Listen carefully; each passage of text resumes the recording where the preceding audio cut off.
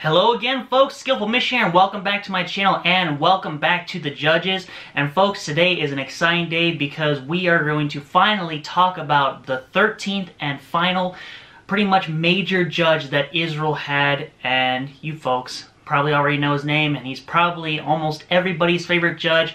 His name is Samson. But before we get right into Samson's story and what he did for Israel as his time of judge, first off, I'd like to tell you folks that this episode is going to be split into two parts. So today we're going to be talking about the first half of Samson's story.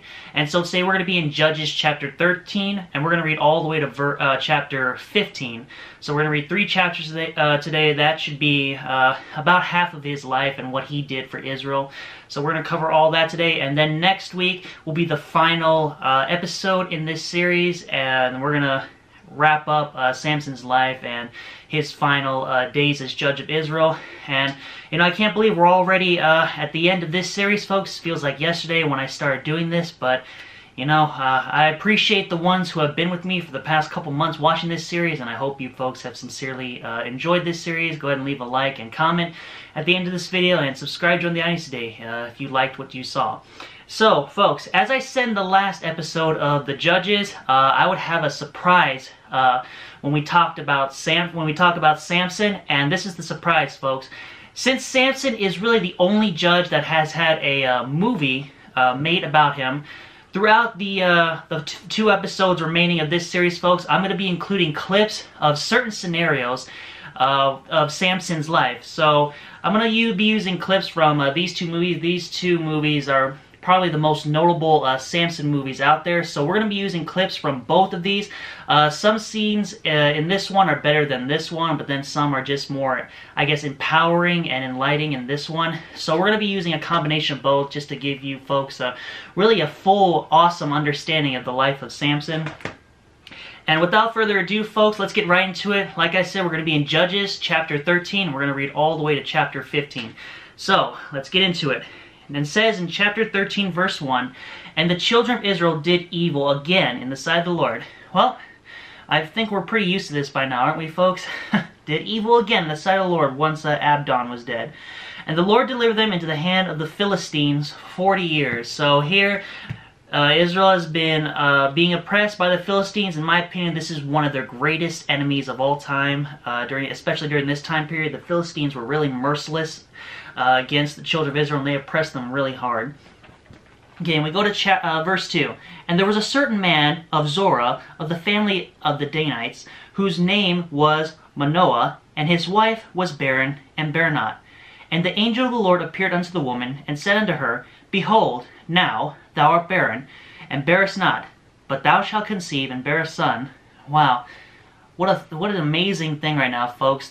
This woman, she's barren, no children. I'm sure her and her husband would like to have a child, but she was barren. But now the angel of the Lord comes to her and tells her, "You're going to have a child." She must have jumped for joy when she heard that. Also, to take note, Samson will be from the tribe of Dan. So that's something I think we should all know. It says, verse 4, "Now therefore beware, I pray thee, and drink not wine, nor strong drink, and eat not any unclean thing. For lo, thou shalt conceive, and bear a son, and no razor shall come on his head. For the child shall be a Nazarite unto God from the womb, and he shall begin to deliver Israel out of the hand of the Philistines." So right now the angel of the Lord is giving Samson's mother some very precise and clear instructions on what not to do while she's pregnant and after her child Samson is born. So Samson, when he was born, I'll just say it right now, Samson, when he was born, there were a few things that as a Nazarite he was not allowed to do. The first one being he was not allowed to drink wine or any strong drink. That was one of Samson's rules as a Nazarite not to do. The second thing is not to touch the dead. So Samson could not touch any dead thing, whether it be an animal or human. He was not supposed to touch anything that was dead. And the third and final thing that I guess is most important, I would say, is cutting his hair. No razor or scissors or knife was to come on his head, and he was not allowed to cut his hair. Doing all this symbolized that he was a Nazarite and someone who was like appointed by God, duly elected. So he was pretty important and pretty spectacular person. It says in verse 6, Then the woman came and told her husband, saying, A man of God came unto me, and his countenance was like the countenance of an angel of God, very terrible. But I asked him not whence he was, neither told he me his name. So I guess we'll never know what this angel's name was. But he said unto me, Behold, thou shalt conceive, and bear a son, and now drink no wine, nor strong drink, neither eat any unclean thing, for the child shall be a Nazarite to God, from the womb to the day of his death. Then Manoah entreated the Lord, and said, O my Lord, let the man of God which didst send come again unto us, and teach us what we shall do unto the child that shall be born. And God hearkened to the voice of Manoah, and the angel of God came again unto the woman, and she sat in the field, but Manoah her husband was not with her. And the woman made haste, and ran, and showed her husband, and said unto him, Behold, the man hath appeared unto me, and came unto me the other day. And Manoah arose, and went after his wife, and came to the man, and said unto him, Art thou the man that spakest unto the woman? And he said, I am. And Manoah said, Now let thy words come to pass. How shall we order the child, and how shall we do unto him? And the angel of the Lord said unto Manoah, Of all that I said unto the woman, let her beware. She may not eat anything that cometh of the vine, neither let her drink wine or strong drink, nor eat any unclean thing. All that I commanded her, let her observe. And Manoah said unto the angel of the Lord, I pray thee, let us detain thee until we shall have made ready a kid for thee. And the angel of the Lord said unto Manoah, Though thou detain me, I will not eat of thy bread, and if thou wilt, if thou wilt offer a burnt offering, thou must offer it unto the Lord. For Manoah knew not that he was an angel of the Lord. So at this point, he doesn't know that this is an angel of the Lord. That's kind of strange. And Manoah said unto the angel of the Lord, What is thy name, that when thy sayings come to pass, we may do thee honor? And the angel of the Lord said unto him, Why askest thou thus after my name, seeing it is a secret? So Manoah took a kid with a meat offering, and burned it upon a rock unto the Lord. And the angel did wondrously, and Manoah and his wife looked on. For it came to pass, when the flame went up toward heaven from off the altar, that the angel of the Lord ascended in the flame of the altar, and Manoah and his wife looked on, and fell on their faces to the ground. Wow, that's an incredible moment right there, folks. The angel of the Lord goes up and ascends when the fire on the burnt offering is going. That's pretty amazing. I wish I could see that. Verse 21, But the angel of the Lord did no more appear to Manoah and to his wife. Then Manoah knew that he was an angel of the Lord. And Manoah said to his wife, We shall surely die, because we have seen God. But his wife said to him, If the Lord were pleased to kill us, we would not have received a burnt offering and a meat offering at our hands. Neither would he have showed us all these things, nor would as at this time have told us such as these. And now we get to verse 24, and here's where we're introduced to Samson. This is his birth. And the woman bare a son, and called his name Samson. And the child grew, and the Lord blessed him. And the Spirit of the Lord began to move him at times in the camp of Dan, between Zorah and Eshtaol.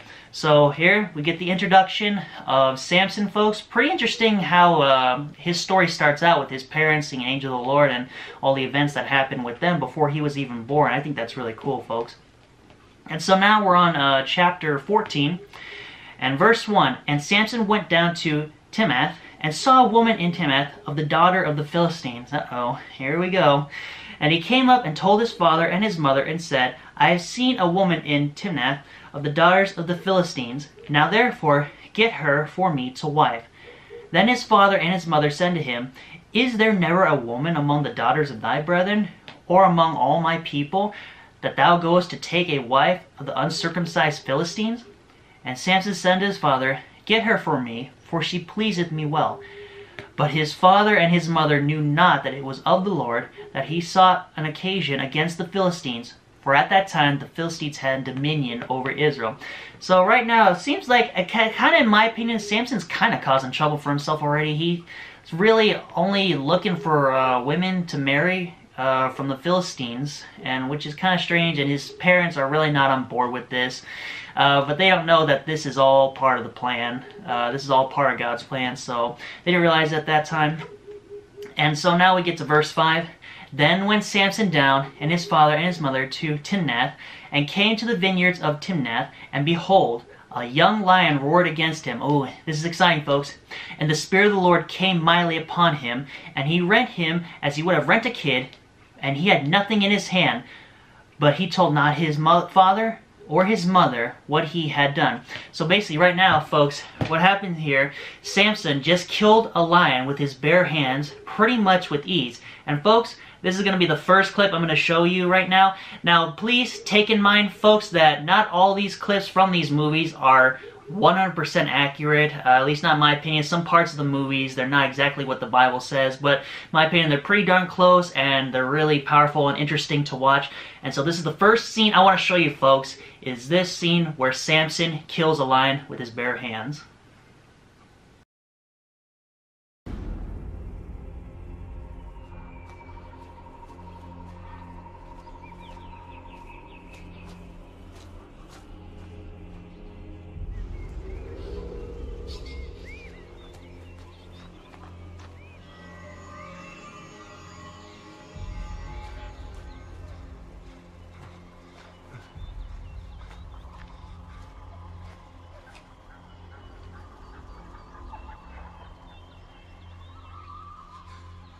What do you want from me?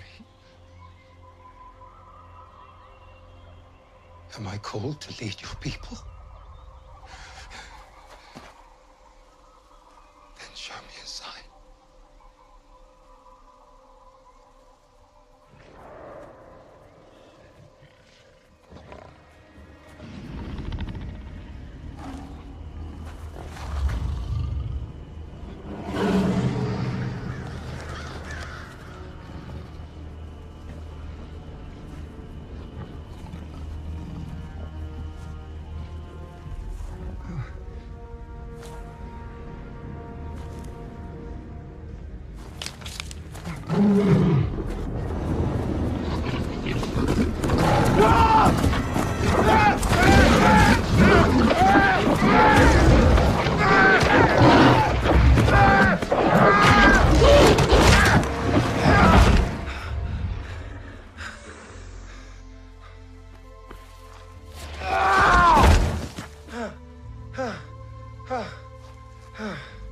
You are my Savior and my strength. Forgive me, my Lord. Man, that's just an amazing scene, folks. I wish I could have been there to see it physically. I mean, I guess Samson probably was a little scared a little bit. I mean, this is a lion. This is a ferocious predator that will kill you in an instant without question. That's an amazing scene, and I'm glad they put this in the Bible. I'm glad we get to see a lot of what Samson did during his life. But continuing on, folks, we're going to be in verse 8 now of chapter 14. And after a time he returned to take her, and he turned aside to see the carcass of the lion. And behold, there was a swarm of bees and honey in the carcass of the lion. And he took thereof in his hands, and went on eating, and came to his father and mother. And he gave them, and they did eat. But he told not them that he had taken the honey out of the carcass of the lion. Uh-oh, folks. Samson just broke one of the rules that he was not supposed to break as a Nazirite. He was not supposed to touch of anything or the dead. Nothing. Touch nothing that was on the dead, or not touch the dead at all. But Samson just did, and he ate from the lion. I guess you could consider that unclean as well. I mean, it's a dead lion. I'm not sure why there was honey in there, but yeah, that's the way it was, folks. Samson already broke one of his Nazirite vows. And he didn't tell his parents, which is quite a shame. And it says in verse 10, So his father went down unto the woman, and Samson made there a feast, for so use the young men do. And it came to pass, when they saw him, that they brought 30 companions to be with him. And Samson said to them, I will now put forth a riddle unto you. If ye can certainly declare it me within the 7 days of the feast, and find it out, then I will give you 30 sheets, 30 change of garments. But if ye cannot declare it me, then you shall give me 30 sheets and 30 change of garments. And they said unto him, Put forth thy riddle, that we may hear it. So right now Samson is trying, I guess you could say, challenging the Philistines. Look, I got a riddle for you guys. And if you can solve the riddle within 7 days, then I will bring unto you 30 garments, or 30 sheets, or scarves, whatever you want to call it, to you. But if you can't figure it out in 7 days, then you owe me 30 garments. And so they agreed to his offer, and they humored him, and so they wanted to take the challenge. And it says in verse 14, "And he said to them, out of the eater come forth meat, and out of the strong come forth sweetness. And they could not in 3 days expound the riddle." Verse 15, "And it came to pass on the 7th day that they said to Samson's wife, Entice thy husband, that he may declare unto us the riddle, lest we burn thee and thy father's house with fire. Have ye called us to take that we have? Is it not so?" And Samson's wife wept before him, and said, "Thou dost but hate me, and lovest me not. Thou hast put forth a riddle unto the children of my people, and hast not told it me." And he said to her, "Behold, I have not told it my father, nor my mother, and shall I tell it thee?" So right now, the Philistines are threatening Samson's wife. He apparently married this woman. They're trying to force her to get Samson to tell her the riddle, and therefore she'll tell them the riddle, so therefore they'll win. And Samson will owe them 30 garments. And they're really threatening to kill her and her father and burn their house. That's pretty cruel and evil, folks.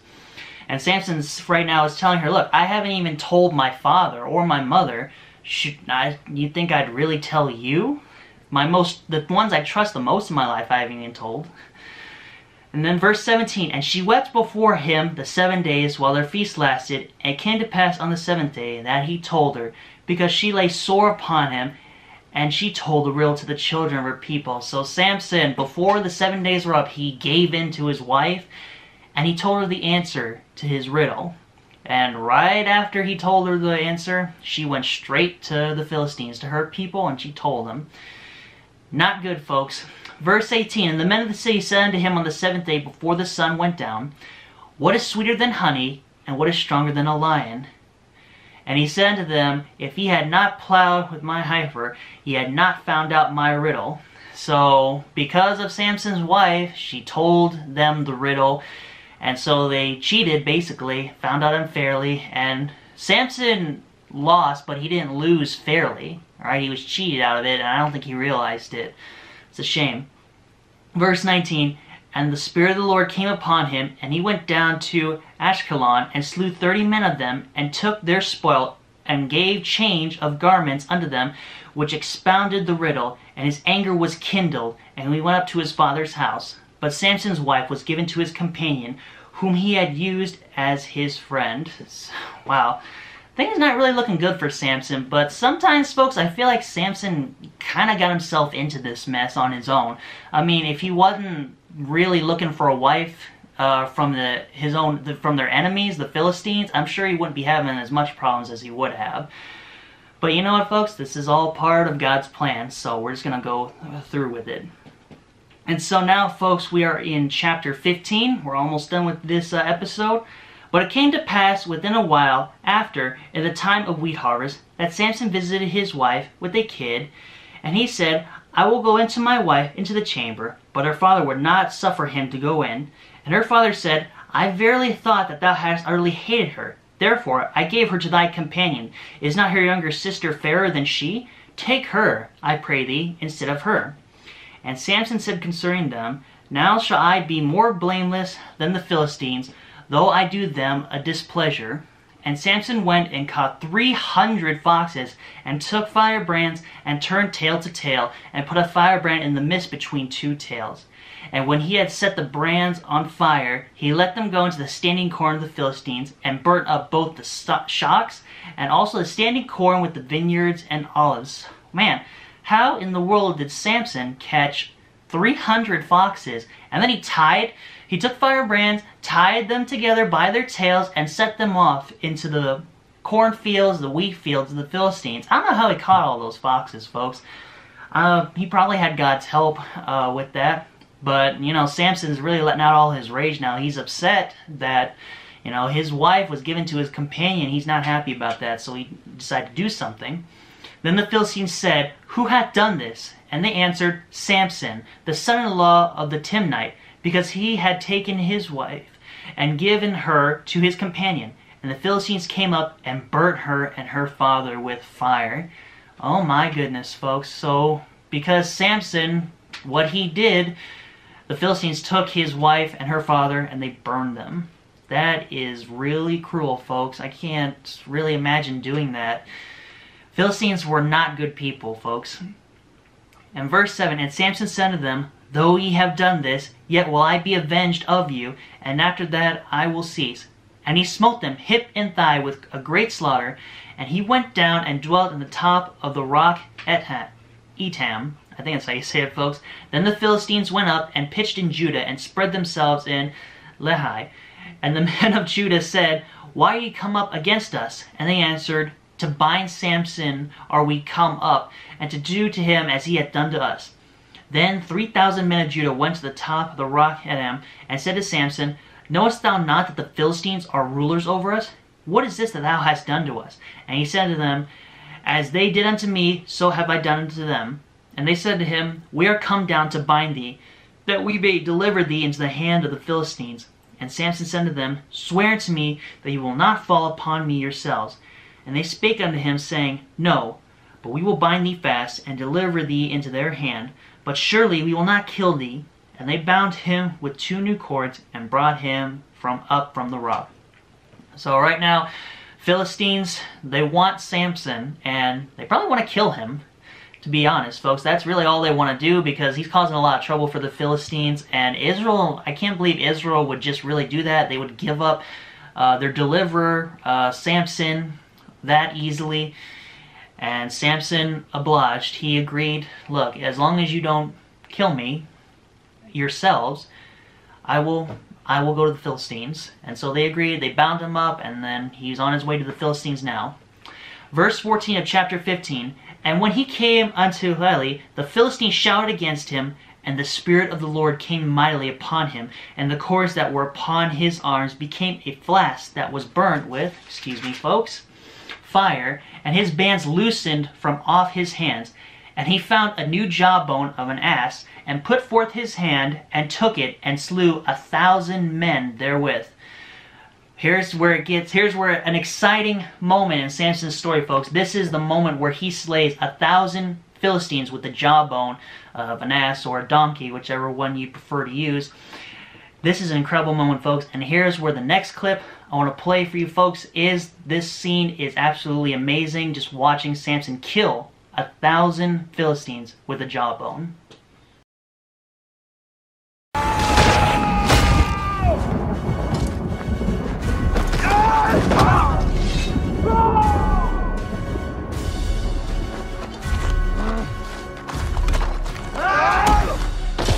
Protect the prince!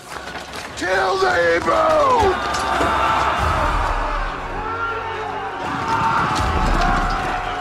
God, give me strength.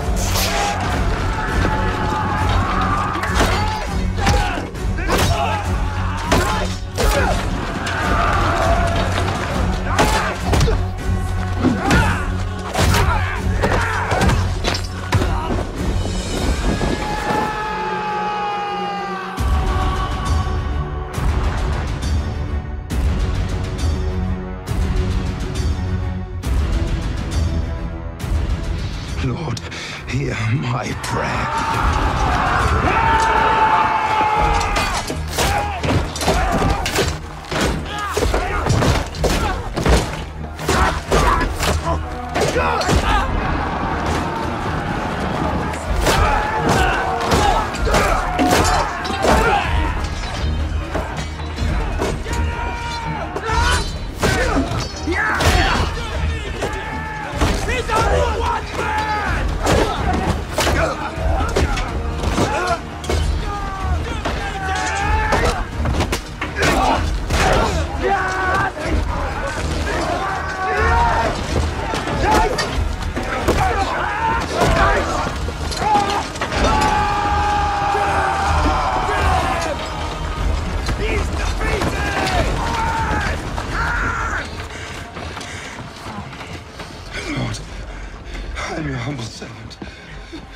Don't abandon me now.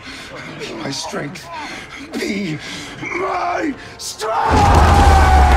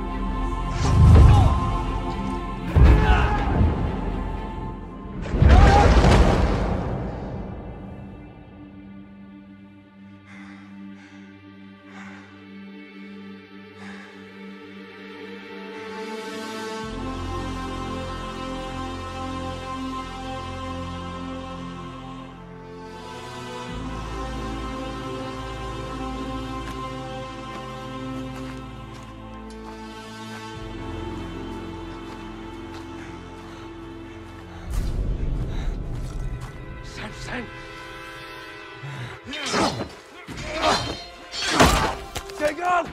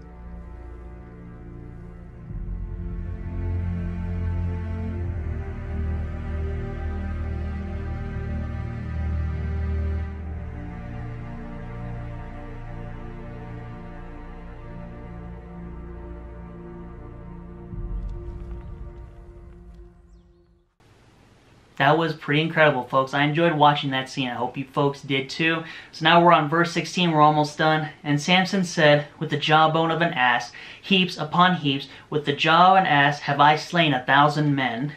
And it came to pass, when he had made an end of speaking, that he cast away the jawbone out of his hand, and called the place Ramath-lehi.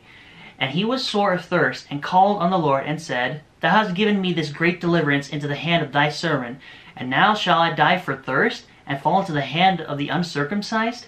But God clave an hollow place that was in the jaw, and there came water thereout.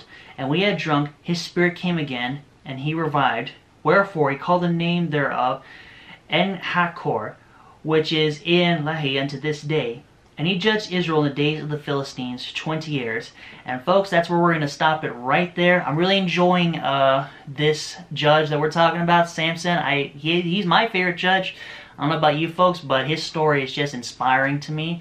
It's been a great source of inspiration throughout my life, and I can't wait to finish the rest of his story next week, folks. Next week is going to be exciting, especially at the very end. You folks know what happens, but it's just going to be cool when we all see the actual clip of when he does it. It's pretty cool.